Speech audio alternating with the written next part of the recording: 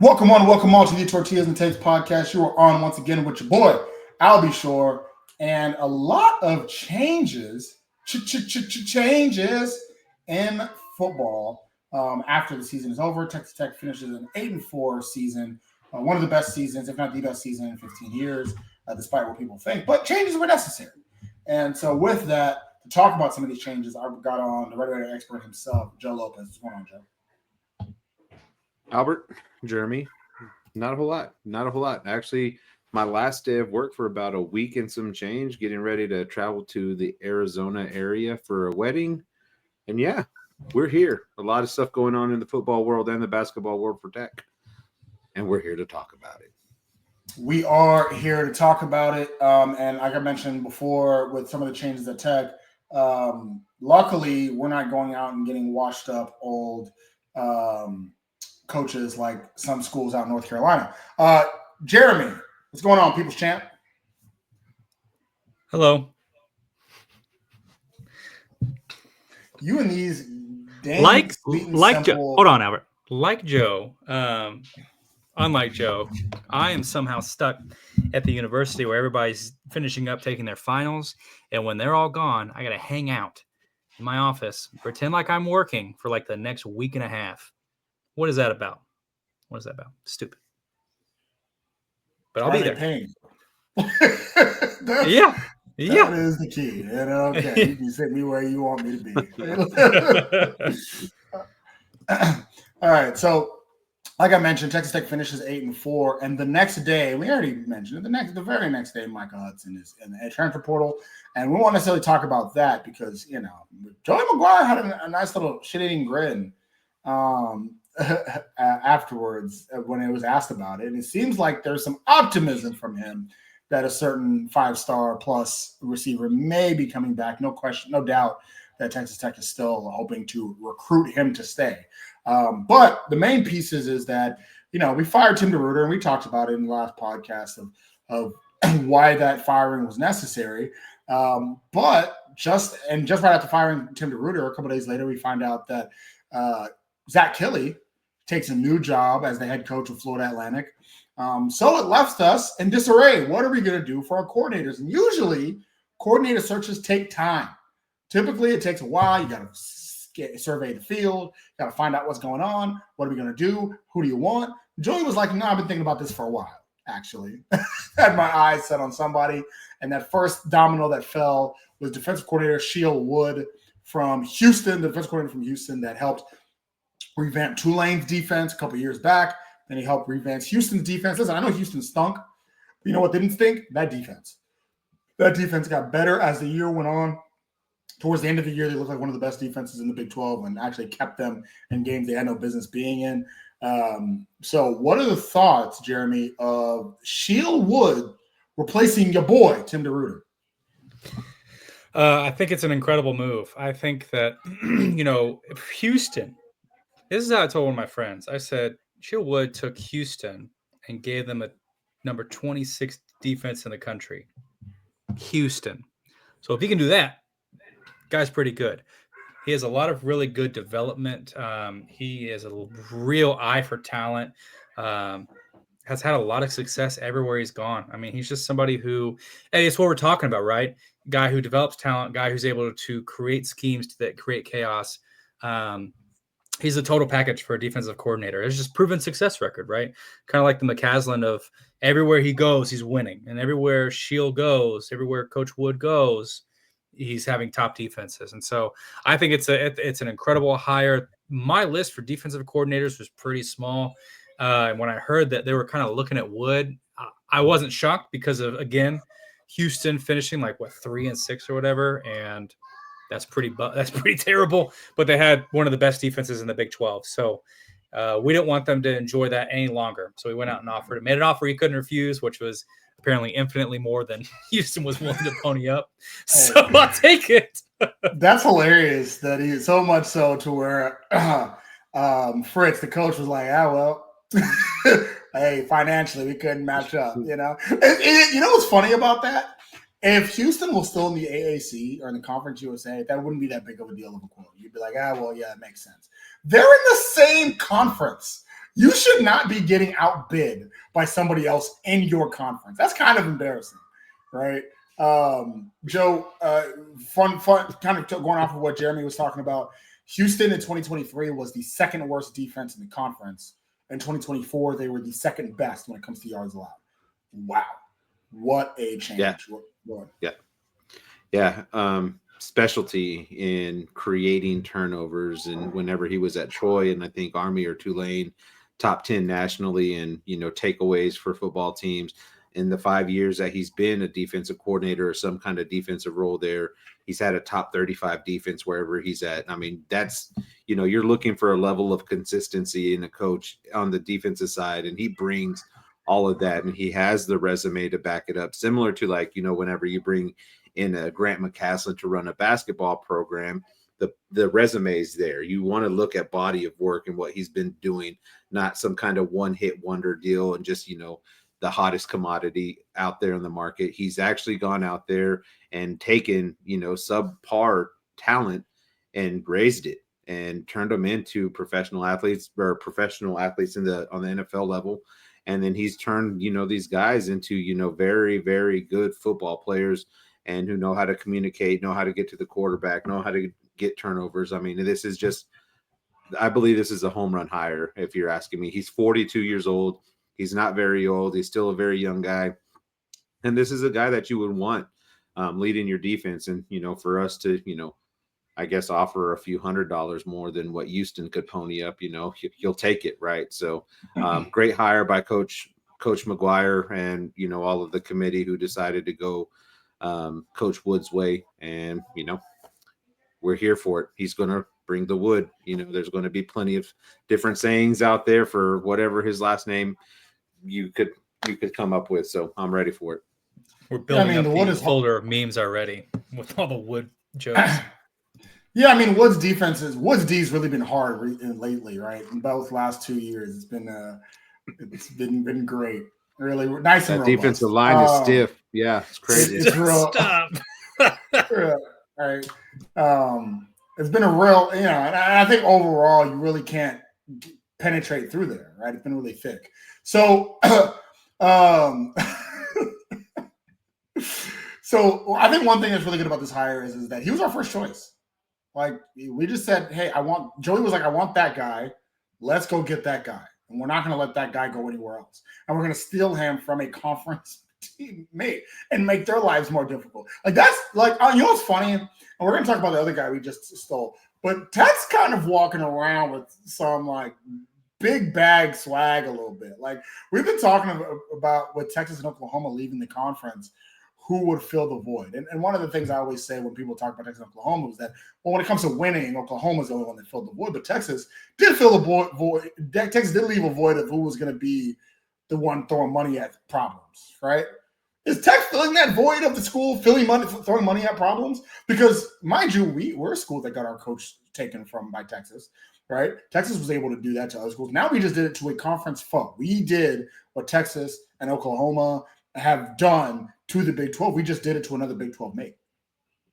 Right. And also another thing to think about is that the Oklahoma State offense and defensive coordinators were also let go fairly quick. So you kind of want to make a move quick on finding the right guy because you don't want one of these guys ending up in the Big 12, for you to have problems with. So I think the move was good on so many levels, on the recruiting level, on the transfer portal level, and then just, to add a different kind of style to your program for sure. Absolutely. So let's talk about the other side of the ball. Like I said, Zach Kittley did end up leaving to go be the head coach at Florida Atlantic. So there was questions. I mean, we talked about like, who would be the new offensive coordinator? In the chat, we had a whole brainstorming session about who would be the new offensive coordinator. And a name that kept coming up, not just in the chat, but amongst everyone was like, man, that Texas State guy. Texas State had a really nice offense. And their offense was humming. It was, sixth in the country. They had a nice little offensive flow. They used a mobile running back pretty well. The coordinator's really young. He's somebody that's going to be striving, good play caller. Man, it'd be great if we could have him. Oh, well, too bad, Houston and Utah are looking after him. And sure enough, Coach McGuire was like, yeah, I don't care that Houston and Utah are looking at him. We got money. Jeremy, we got money. We got money. We got more money than Houston, which is almost. It's really funny to do it back to back, right? Houston was like, we have a really good defensive coordinator. Yoink. It's like, well, you know what? We can at least improve our offense. Let's go after this little known guy out of Texas State. Yoink. It's like, thank God. Houston fans are just freaking punching the air right now. Texas Tech. We are their arch nemesis, and we don't even know they exist. The interesting thing was the Utah move. I know that Utah fans were especially excited and expectant that sorry, my dog is in the back doing who knows what. I know that Utah was expecting like Leftwich to probably come to their program because they have kind of a prestigious mindset where they're like, hey, we're Utah. We have had some success in the past, and we just need a good offensive coordinator. We'll be right there again, right? And for all we know, Leftwich was probably seriously considering that. But in the same vein, all it took was one tomahawk steak with Joey McGuire, and he's like, you know what? I like it here, buddy. And I can't blame him. I cannot blame him. First of all, it's always great to be around Coach McGuire. He's never a bad conversationalist. Two, them tomahawk steaks are expensive as hell, and they're worth it. And so I can't blame him. But I think it's a really there were two heavily underrated coaches in the state of Texas this year. Coach Wood defensively, Coach Leftwich offensively, and Texas Tech ended up with both of them. And I know a lot of people right now are wondering, well, Coach Leftwich, what makes him different from Kitley when he came, right? Because, I think somebody's made a point of responding to every single person's tweet who has like talked about, yeah, Coach Leftwich. And he's like, had every tweet's like, well, how does this make him different from Zach Kitley? Every single one. I love the energy and like the, his willingness to do that.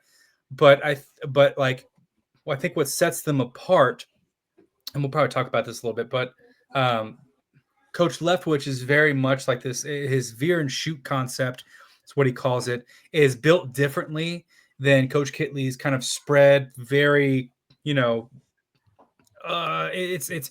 like the air raid, but trying to incorporate more modern concepts. Whereas the veer and shoot is very much like, how can we play? Here it is, complementary football, to where I can do a play action and hit a bomb downfield. Like, how can I find the weakness? How can I make you believe I'm going to do something and then do the opposite thing and then punish you for it? And that's what Texas State has done very well this whole season, is not pre-play misdirection, but a lot of inaction misdirection, a lot of like inaction, a lot of play action, a lot of stuff like that. Complimentary foosball is what Coach McGuire has wanted.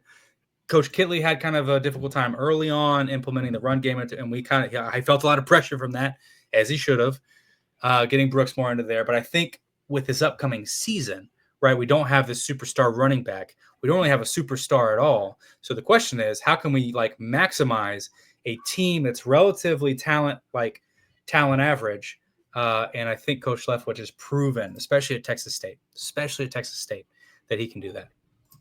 Yeah, I kind of think of his offense as like a run and shoot, but I don't want to say in a spread, because a run and shoot isn't a spread, but a run and shoot while still using spread passing concepts, right? Like that's, and having a mobile quarterback, doing a lot of these RPO runs, right? The quarterback that they had right now over at Texas State, Jordan McLeod, he is he's a mobile guy, right?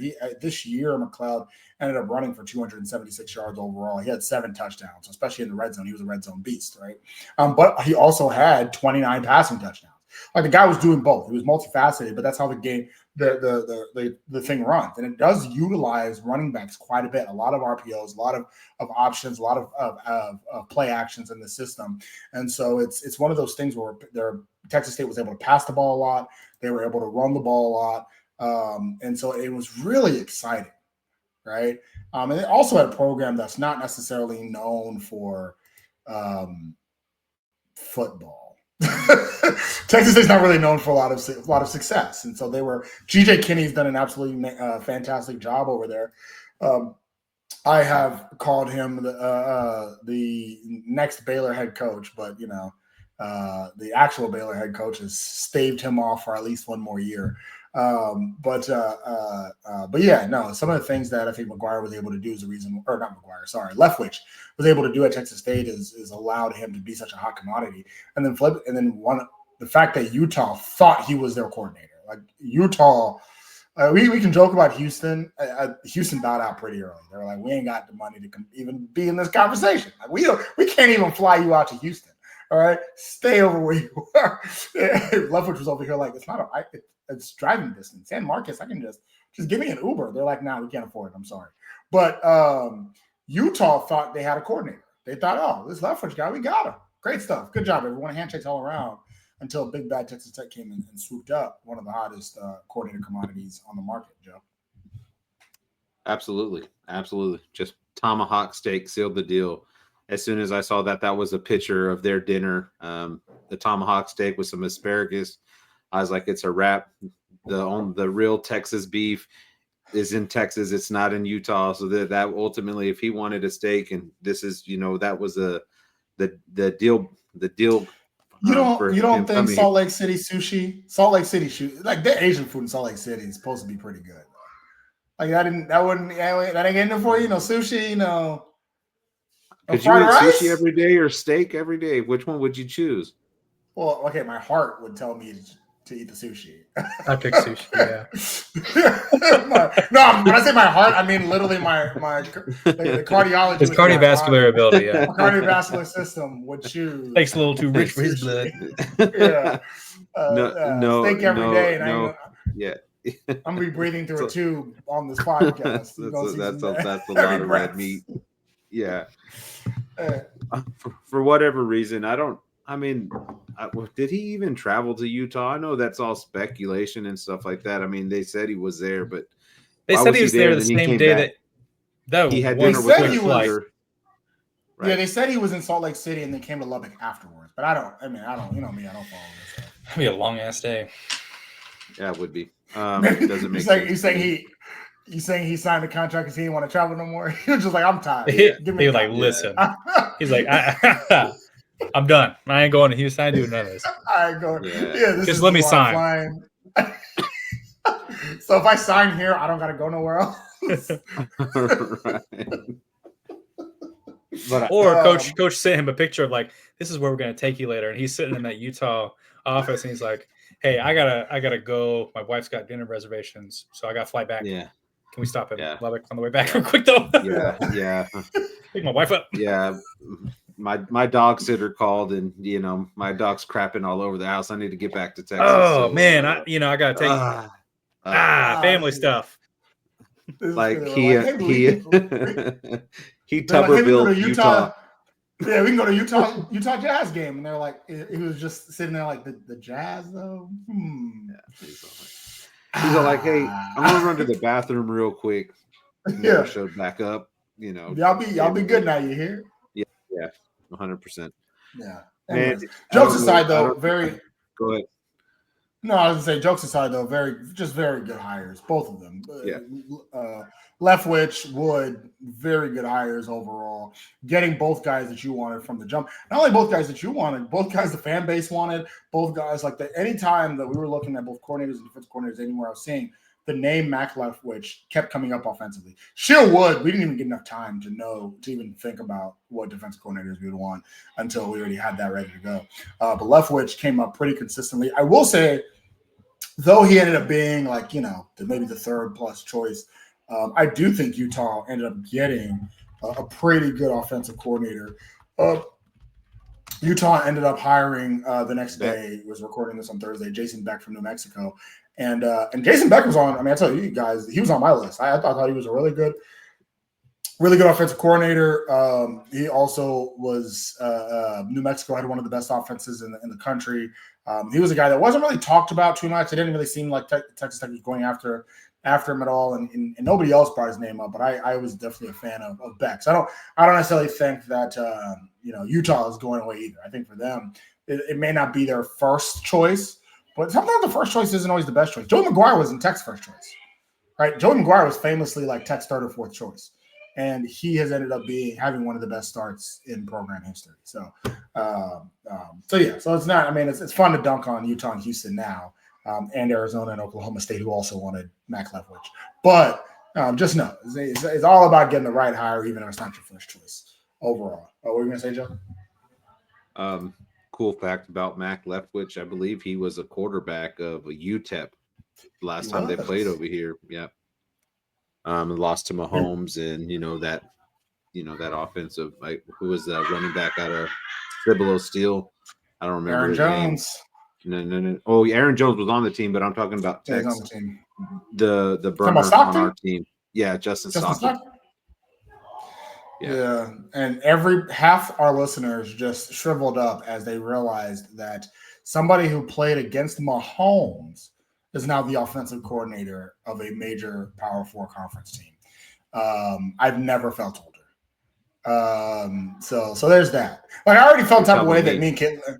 I already felt type of way that me and Kitley went to school together. Like, even that was like, that's a bit. But then, like, now this is like, oh man. So you mean tell me this guy that was in high school when I was a professional is now an offensive coordinator.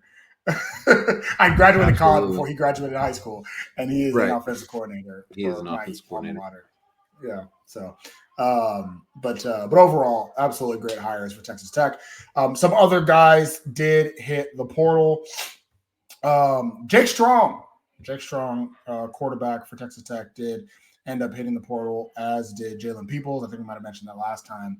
Ty Buchanan, guy who started during the year, he also ended up hitting the portal. So overall, is there anyone that hit the portal, Joe or Jeremy, that you really look at and say, man, that was Carter, another one from the offensive line that ended up hitting the portal. But is there anyone just in general that you look at and say, that was a loss? I mean, I know we've talked about Hudson already, but is there anybody else that you're like, that was a really big loss there? I mean, obviously, I think before I get to that, Tortillas Takes, we wish everybody great luck where they go. But I'm just saying, is there anybody that you're like, I think Ty Buchanan actually might have been the only starter that actually entered the portal. But go ahead. Go be great. Get out of here. I hate that phrase. I hate that phrase so much. Go be great.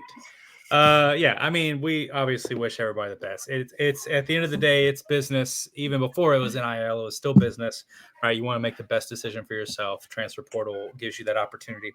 And I think for me personally, anybody that's leaving right now, again, like I said, there's really no superstars. I mean, there's nobody that I'm like, if we lose, like if Taj Brooks last year was like, I'm out, I'm going to wherever, then I'm like, oh my God, we're screwed.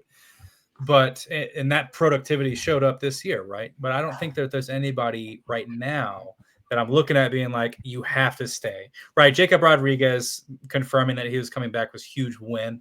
If he had been like, if he like, hey, I'm leaving, then I'd be like, oh God, that sucks. But I ain't gonna hold you. I thought he was leaving, but to the NFL, that he was going to transfer. I did too. Professional. So the fact that he came back was crazy. Yeah, and his situation was much different than Taj Brooks was last year when he had his like early senior day.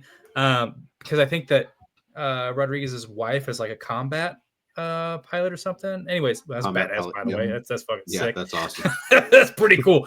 That's a pretty good reason to chat football. But I'm not personally offended by anybody that hits transfer portal, because I'm also equally excited about the guys that both of these defensive coordinators, because there was already a Houston commit who was like, hey, I'm walking back my commitment to U of H. And it's like, is he going to want to follow Wood? And if Coach Wood thinks that he's worth the look, then that's with the productivity that Coach Wood has. I'm like, I'm trusting you here, buddy. So because we have replaced both, which, by the way, is this Red Raider speed that we're talking about here, both coordinators being gone at the beginning of the week, filling up both positions before the end of the week. Has any other team done that in history? That's crazy. That's wild. That's and with good hires too. It wasn't like, we'll just fill it up with whoever needs a job. It was like good hires. So I'm not too bothered by the transfer portal right now. We will still see some more names. I'm 100% sure about that. But I can't say there's anybody off the top of my head that would, I feel, hurt on the way out. There's nobody that you would feel hurt. Anyways, So Davion Carter, just quick correction, he did not transfer. He graduated. So he transferred to his professional life. But I was talking about Garrett Morphus was another lineman that ended up leaving. I will say there's some people that entered the portal that I was like, I forgot you were on the team. But I'm not going to necessarily call them out. But there's at least one receiver that I was like, oh, yeah. Brady Boyd. I remembered he was on the team, but that one was like, you have eligibility to transfer. So is it Jordan Brown? Be great. So I will say Jordan Brown was one. I mentioned that's mine. That was one I was like, oh, I thought you were going to be really good next year if you stayed. So that was probably the only one that I was hurting. Joe, it sounds like you did the same thing. Yeah, I was Jordan Brown was probably the only one out of that list. I mean, as we said, we wish them all the best, whatever.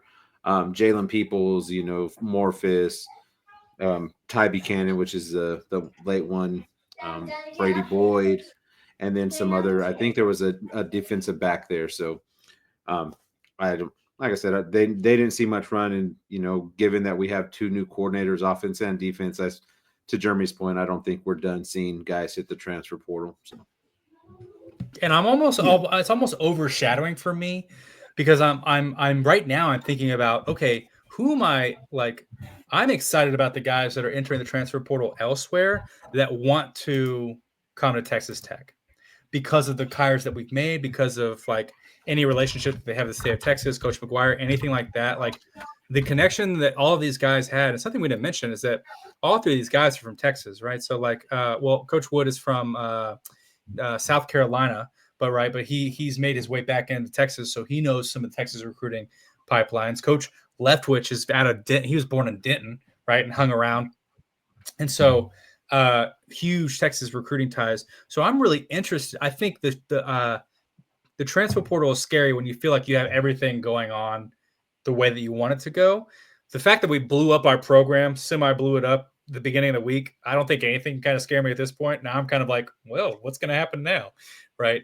So I'm more excited about the transfer portal, about what we're looking to bring in. Right. Because that was something that Coach McGuire said before even Oklahoma State. He's like, we have a list of things that we are interested in going after in the portal. He's like, we need to get some DBs. We need to get some more linemen. We need to, this, that, and the other.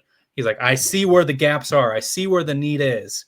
And we're going to go get that. We already pulled the guy from A&M, right? And that's a huge get on the O-line. So that was a huge one, yeah. And I am going to bet the house that that's not going to be the last one, right? So that kind of stuff makes me more excited about than who's transferring. Because if you're transferring with like what's going on, for me, it feels like you're transferring because you believe that you're not going to get playing time, right? Because they're going to put somebody, they're coming up to you and they're like, hey, we're going to have somebody above you. So I've been talking about the 2025 season for a while now, for at least a year. I've been kind of teeing up how excited I am about this upcoming season. And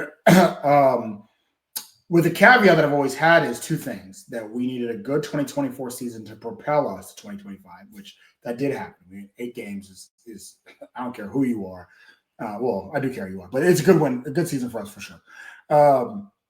And the second being the caveat of everybody staying.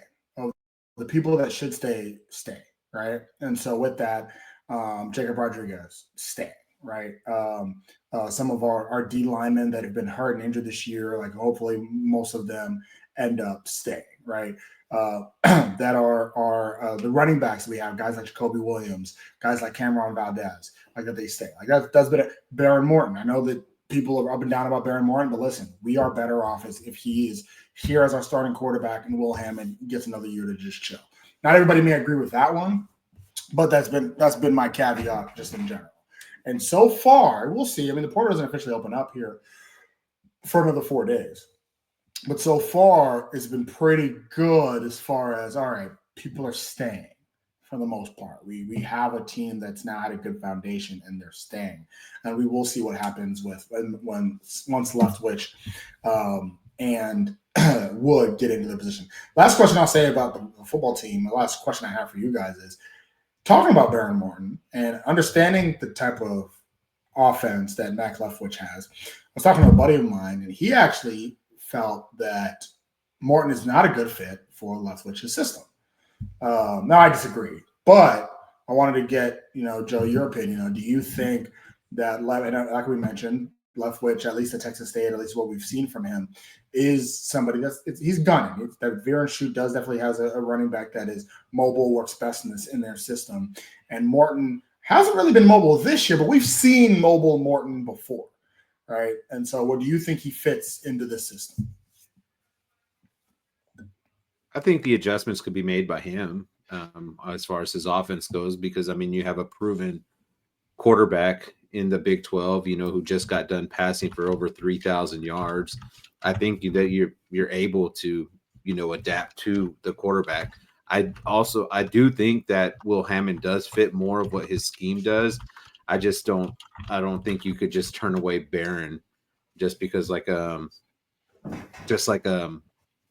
he doesn't exist. I think it still may be an open competition, but I think you still got to give the hand over to Barron just because of his productivity this last year.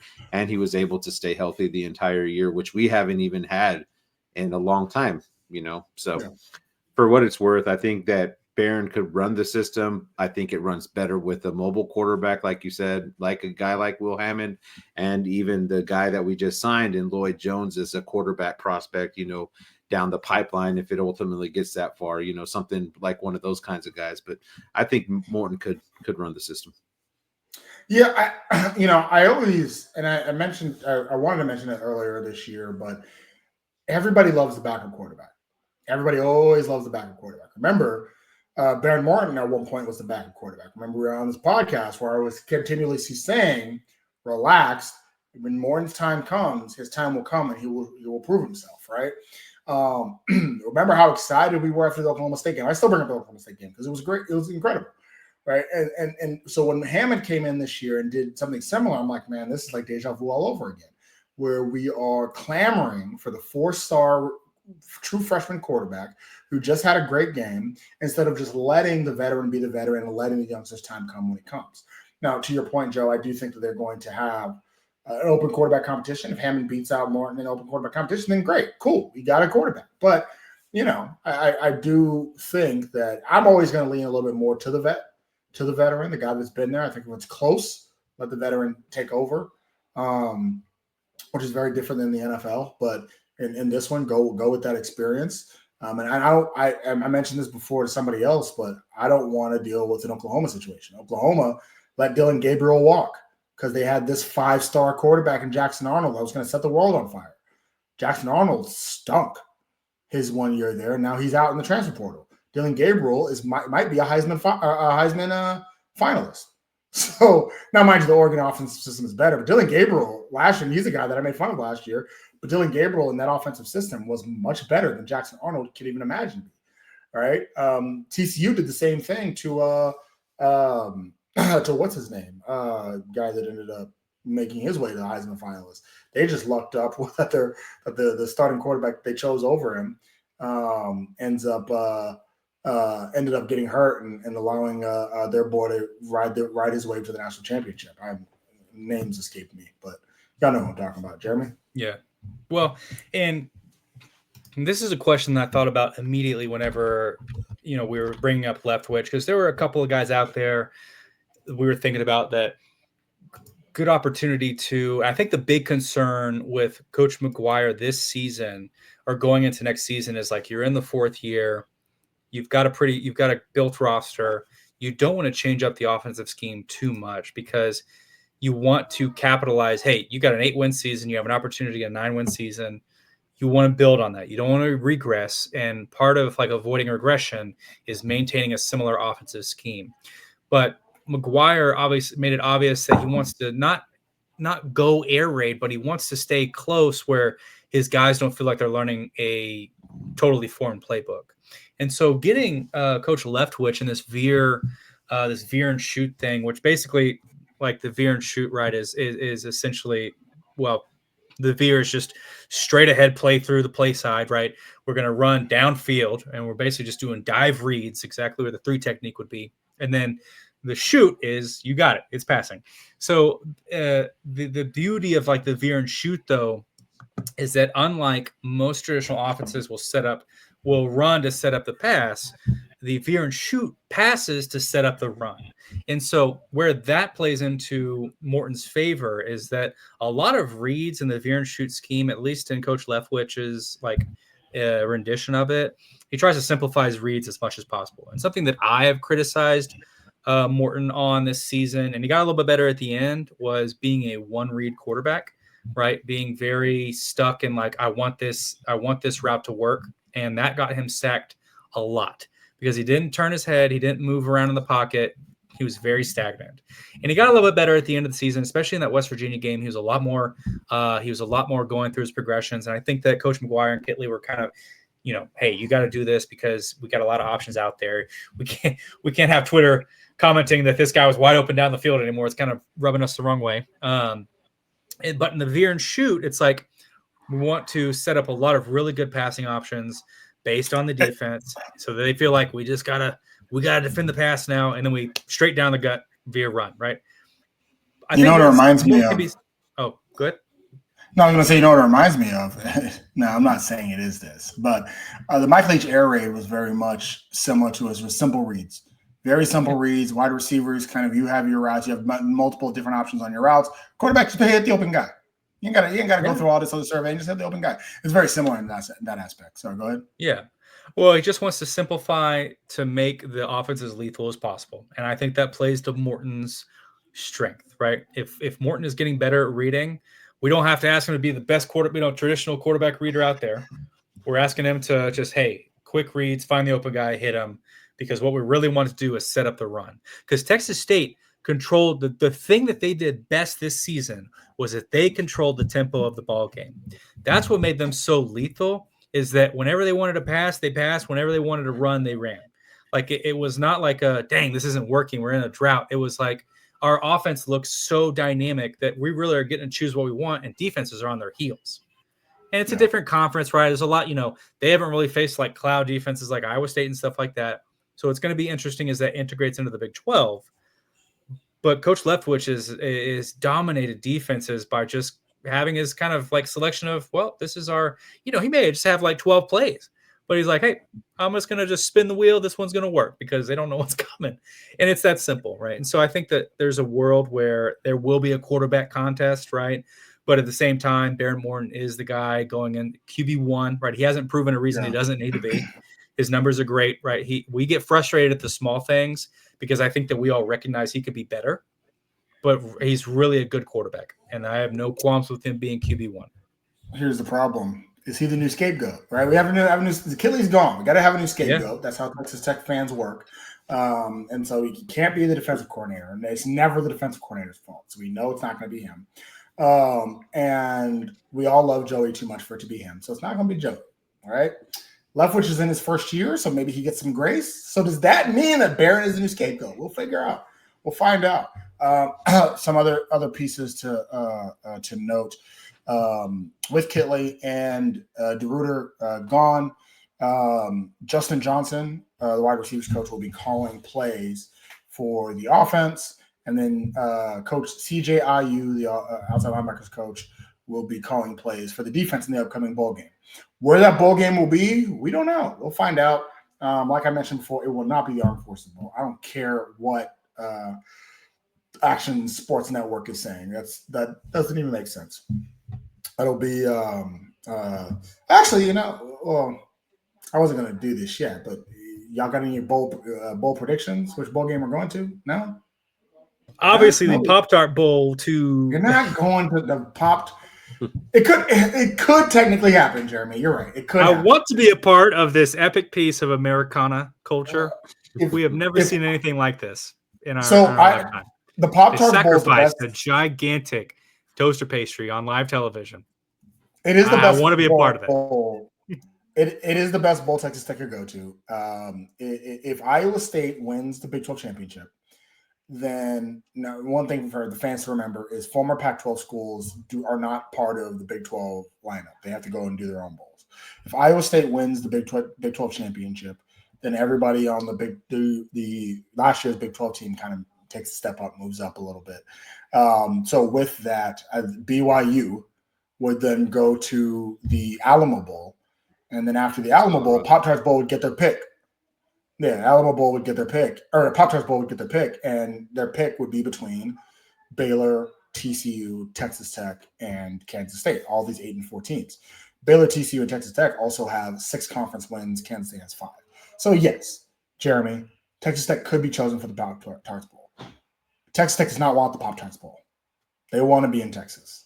I don't care what Texas Tech wants. I want the damn Pop-Tarts Bowl. It could happen. It could happen. Just one time. Just one time. One time. I will buy the damn shirt with the giant Pop-Tart on it. Yeah.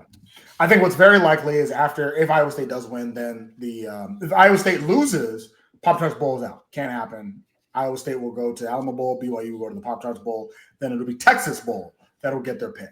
So Texas Bowl will get their pick of either Baylor, Texas Tech, TCU, Kansas State, or they will get their pick of 3 of those 4.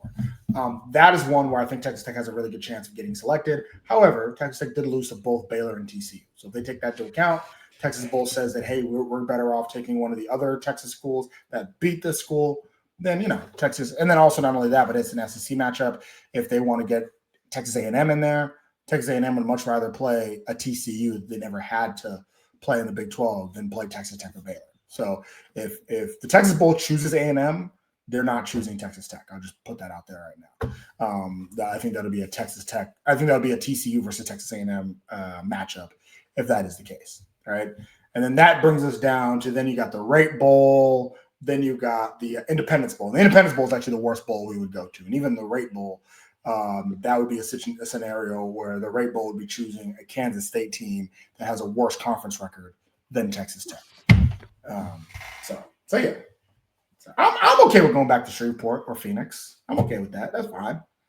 But I think everybody here would love to go to the Texas Bowl. That's right in the crib. That's in Houston. That's down. That's for me. It's about a 30-minute drive, 45-minute drive. That's fine. I mean, give me Texas Tech versus an SEC team. It doesn't have to be A&M. I mean, give us a chance. Liberty Bowl. I forgot about the Liberty Bowl. The Liberty Bowl. That's right. Liberty Bowl is. I think it's what it's Texas Bowl. I want to say Liberty Bowl's next. There's the Rate Bowl. What's better between the Rate and Liberty? They're about the same. I don't remember. Yeah. They're about the same. I think it's the same. Yeah. So Liberty Bowl is also against an SEC team. So that'd be interesting. Get to mop up on an SEC team once again. So there's that. So yeah, we'll see. But it ain't the Armed Forces Bowl. I don't know what they got there. So we'll see what Justin Johnson and CJ IU has got cooked up for bowl season. But are you ready for some Charlie Hustle swag? Right? Charlie Hustle is the vintage retailer based out of Kansas City, Missouri, and they want you to be the best dressed fan this season. So make sure to go to charliehustle.com. Use our promo code 101215. That's TEN1215 for 15% off of all merchandise, all non-sale merchandise. That's all of it. Anything that you see there, if it ain't on sale, you get 15%. It's on sale for you. 15% off using that promo code TEN1215. Charlie Hustle, vintage made fresh.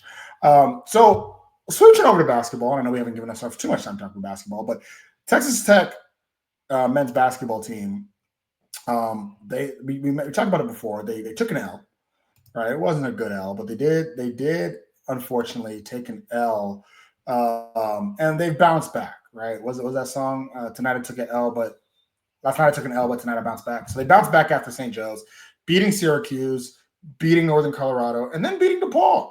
Right? The Big 12 Big East showdown did happen. Some schools, Baylor, did not make it out unscathed, right? Losing to UConn, getting upset by UConn. But Texas Tech went out and whooped DePaul.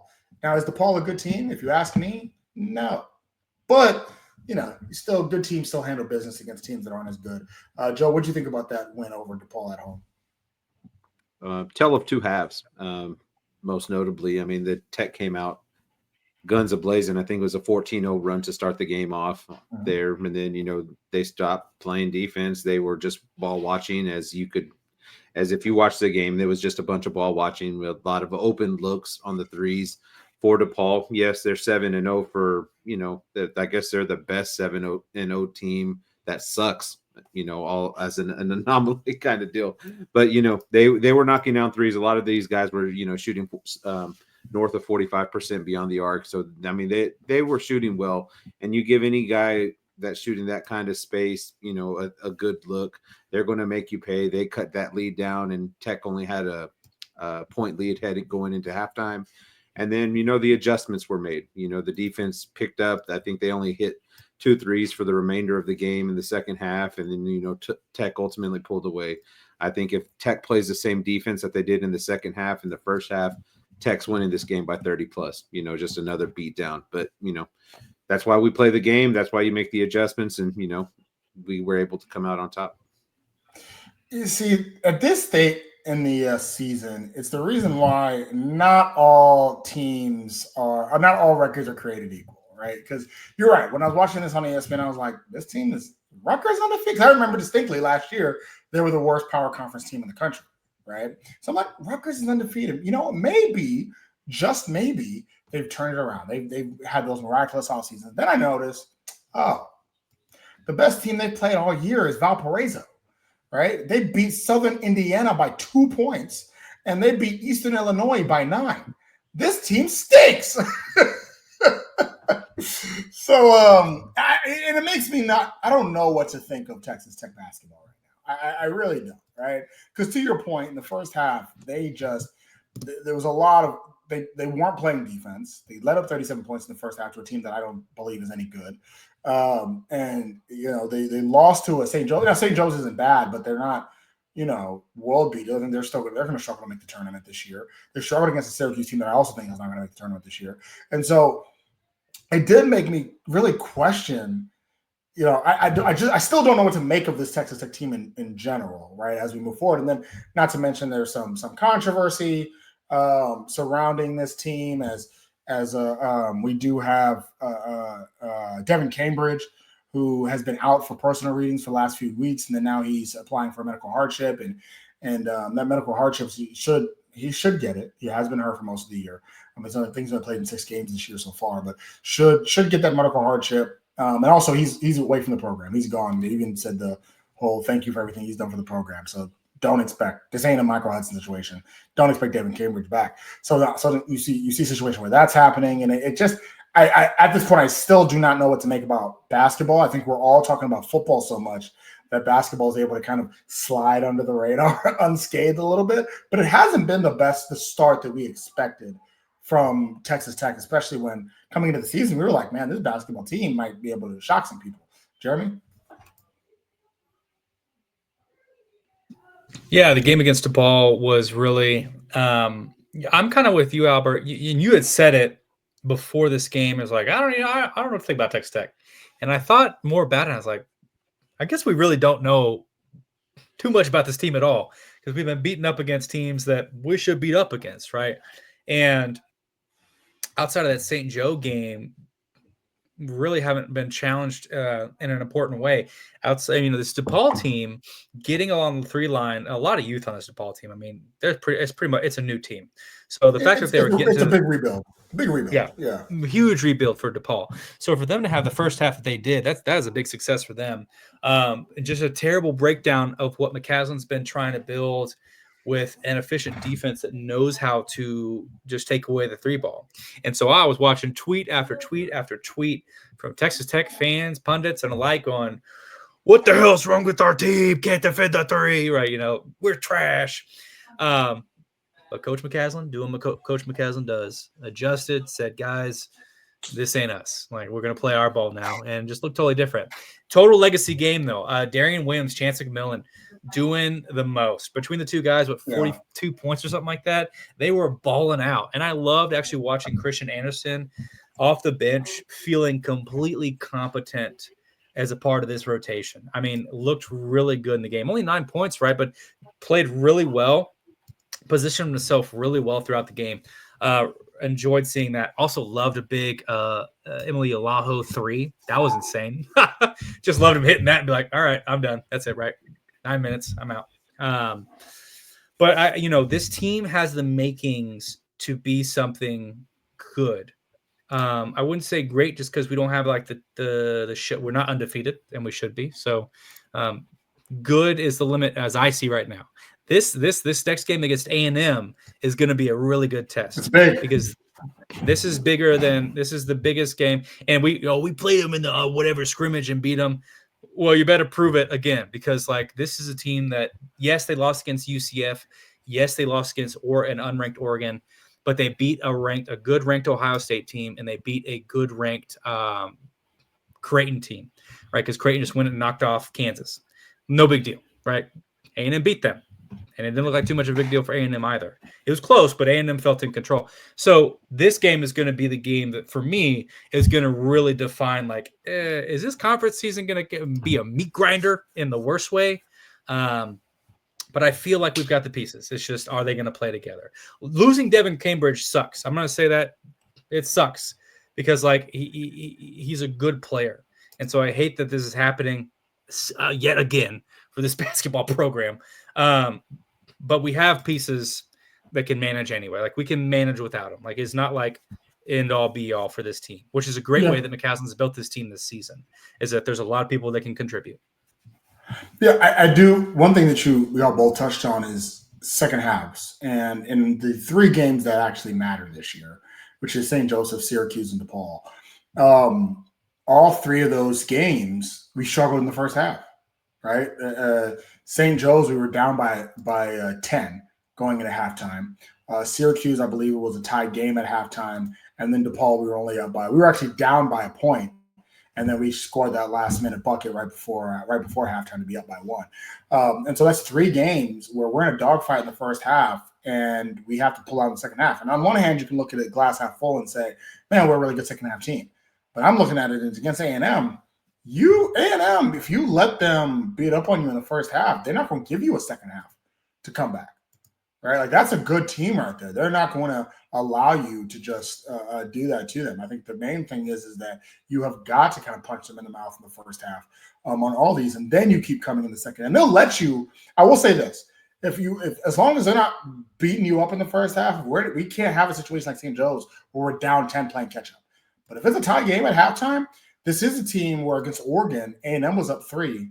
And Oregon smacked them in the mouth and outscored them by 13 in the second half, right? Against UCF, it was tied at halftime, and UCF outscored them in the second half. But in both of those instances, the game was close, right? So you can prove that you're a second-half team, but how about let's not have a situation like St. Joe's where we're down 10 and playing catch-up, because A&M ain't going to let that happen. Joe? Yeah, a lot of pieces that we need to start putting together. You know, this conference season is going to be here before you know it, and we all know that is going to be a meat grinder, and you don't want it to be of the bad kind. You don't want to be left out there for dead and then, you know, just have your season go. We're still a very good basketball team. This is where we start finding out who we really are. This A&M game is going to be that game. I believe I predicted 1 loss pre or non-con. And I said that loss we're going to have is going to be a loss that we shouldn't have lost. And it's going to be a learning moment. So we're going to see exactly how much that they've learned since that St. Joe's loss, because this is going to be that biggest test. I believe if you get past A&M, then you could go ahead and start trying to figure out how you're going to replace Devin Cambridge as far as your rotation goes. If you're going to bring in Leon Horner, if you're going to bring in Corbin Green as another big, what kind of philosophy you're going to go with. But I think they're going to run with the 8 on Saturday to see where they're at and to see if they're going to actually need that 9th. I think you're going to need the 9th anyway, just because of the kind of schedule the Big 12 is. But this game, like I said, is going to be a pretty big tell-all for, you know, how potentially the season could go for us. All right, now it's time for our prize picks predictions. We're not going to do this for every game in basketball. There's way too many games to do this for every game in basketball. But we're going to do it for some. And this is really the first big game of the season. I'm sorry for people that considered St. Joe's or Syracuse big games. This is really the first one that's getting us ready for top-tier Big 12 competition, right? There are Syracuse's and St. Joe's caliber teams in the Big 12, but they're not comparable to some of the tough teams we're going to play. A&M is. So let's talk about that. Prize picks. Make sure to download the app, right? And using our promo code is going to get you a 100% match up to $100. Our promo code is TAKES12, TAKES12 for that 100% match up to $100. Hey, Drake gambles, so why shouldn't you? Prize picks, download the app. So a terrible reason to gamble. Please do not do it because Drake said. We do not. Our legal advisors are telling us that we should not have said that on air. Ooh. Also, I don't want to be on Drake's bandwagon at all right now. You know, he's getting Kendrick Lamar got 2 concerts in Toronto in his city. That's terrible. He wasn't on my Spotify Wrapped. Drake wasn't, that is. So, anyways, prize picks predictions. Joe, Texas Tech, Texas A&M, Dickies Arena in Fort Worth, Texas, which is really, I think, a great central location. It's going to be really packed for both. But who you got there? Give me the good guys because I said we're only losing one. We in the non-con, I got to stick behind it. So I think, like I said, I think it's going to be a tough test. I mean, it really is, even if with Cambridge or not. I just think that we're going to need somebody to step up, and I'm calling Kerwin Walton as that guy to step up because he's kind of been a non-factor the last couple of games, and I think this is one of those games where he gets hot from beyond the arc, and that's going to be the final push for this Texas Tech team to beat A&M in the Dickies Arena in Fort Worth. All right, Jeremy, actually, no, give me a score. Give me a score, Joe. God. Texas Tech 79, A&M 70. Yeah. When it comes to basketball scores, we're going to be guessing even more than we. Basketball scores are rough, let me tell you. Yeah. 70. Yeah. I'm with Joe, man. Yeah, I'm with Joe. So I look at Texas A&M. I kind of took a peek at what have they been producing this season, and while a very good team, they do have. Oregon was a really good example of like something Texas Tech could do, right? Texas Tech, especially in that in the DePaul game, showed we can get out early. We can get out early, and we can play good offense early, which is something we usually struggled with. So do that against A&M, but come with that defense, you're in a really good spot to control the game. And I do think it'll be a really close game, especially at the end. Again, A&M's a good team, but I do also trust Grant McCaslin. Like, he has allowed us to get up for big games. And I think this is a very big game. And I know he knows it, right? Because we've had kind of a lackluster offseason. Texas Tech, most Big 12 teams off seasons are like, these guys, why are they playing anybody? Blah, blah, blah. And now Texas Tech has a chance to play A&M, who's ranked number 1, 2 in-state opponent. I just trust Coach McCaslin. So for me, my heart says we're probably looking at like 78, 76 Texas Tech, 78, 77 Texas Tech. It's going to be close. I'm going to hate the end of it. I'm going to be like, oh my God, please be over kind of thing. Rebound, please, God, rebound. That'll be me at the end. But I do think Texas Tech has the gumption to get away from this one. And betting line is actually, has anybody looked at that? It's pretty close. Yeah, it's not. What is the line? I haven't seen it yet. I saw it earlier. I don't remember. But it's close. I think it's like a 2 for Texas A&M or something like that. Whatever. It's close enough. And so, I'd love for the good guys to get this one. If we don't and I'm wrong, game over, baby. I'm picking everybody else for the rest of the season. So on the season, against the spread, actually, because I can't find the spread here, but I will tell you, Texas Tech is 4-4 against the spread this year. So 7-1 on the record, but 4-4 against the spread. We gonna go over though. Out of the 8 games, 6 games we've taken the over in general. So we gonna put some points on the board for sure. So Texas Tech, Texas A&M, it's actually the first time we've played a live basketball game, so not just a scrimmage, but an actual basketball game since 2012. And my God, was that 2012 game bad? Oh, Lord Gages, was that game bad? If you were around for the 2012 season, God bless you. You deserve everything. I was around for that season. That season stunk. Probably the worst basketball team in Texas Tech history. Might even be the worst basketball team in Big 12 history. It was bad. And Texas Tech lost to A&M 47-38. That was the final score, guys. The final score, 40 minutes was played. Texas Tech lost 47-38. Mind you, Texas Tech was up in that game by 15 and lost 47-38. So bad. That was the last time we played the Texas A&M Aggies, who were also really bad that year. They just weren't historically bad. Overall, with the series, you'll be interesting to know. This is Texas Tech holds the series lead over A&M, 62-61. 62-61. So this game is going to be very important. We actually have not trailed in this series since the 60s. So, no pressure, guys. We've no pressure. So anyways, not to mention, we've also lost 6 straight to the Aggies in basketball dating from the 2010, 2011, and 2012 seasons when shout out to Pat Knight and Billy Gillespie. So my prediction, both of y'all picked Tech. It's very good for you guys. I'm very happy that you all believe. Boo. Albacore, you suck, Albacore. Albacore, you suck. Yeah, we're taking This that guy out, hates baby. Texas Tech. Like I said, this team hasn't proven to me yet that they're the team that I was hoping they would be.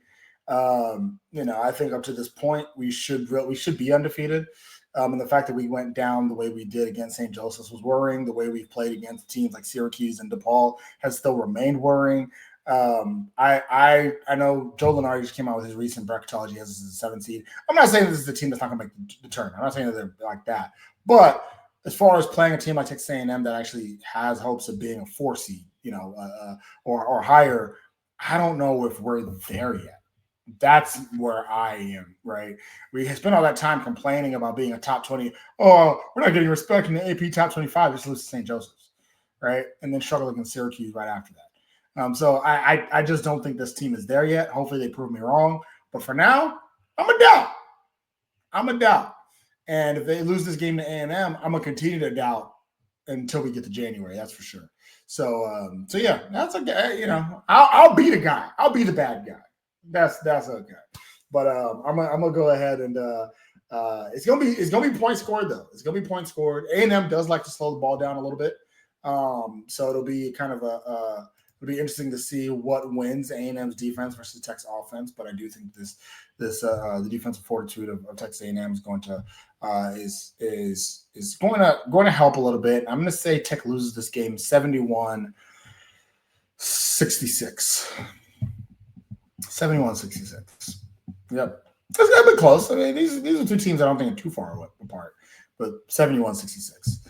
And I think we will be playing catch up in the second half. So, all right. Anyways, that's basketball. That's baseball. We're at an hour, so we got to get out of here before Jeremy punches us all out. Jeremy, anything else you want to say to the people? I'm going to blow a gasket. Nope, nothing. Enjoy sports. Good week for sports. Good week to be a Red Raider. That's absolutely good week to be a Red Raider. Joe, anything else you want to say to people? No, I'm just going to piggyback off that. Great week to be a Red Raider, which kind of started off bleak that we had to replace 2 coordinators, but we ended on a high note. So yeah, let's go bowl weekend. Find out where we go play our bowl game, and move on and go forward. Yeah, and those usually end up pretty quickly. I think by the time that we record this podcast next week, we will know where we're playing. Usually by that Monday, usually by that Sunday, to be honest, you already know, but at the latest by the Monday, you typically know. So we should know by then. We should be able to kind of talk about who we're playing.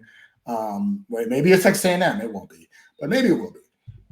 Maybe Greg Sankey finally grows a pair and says, you know what, guys, we don't care about you as our Texas school anymore, so play whoever.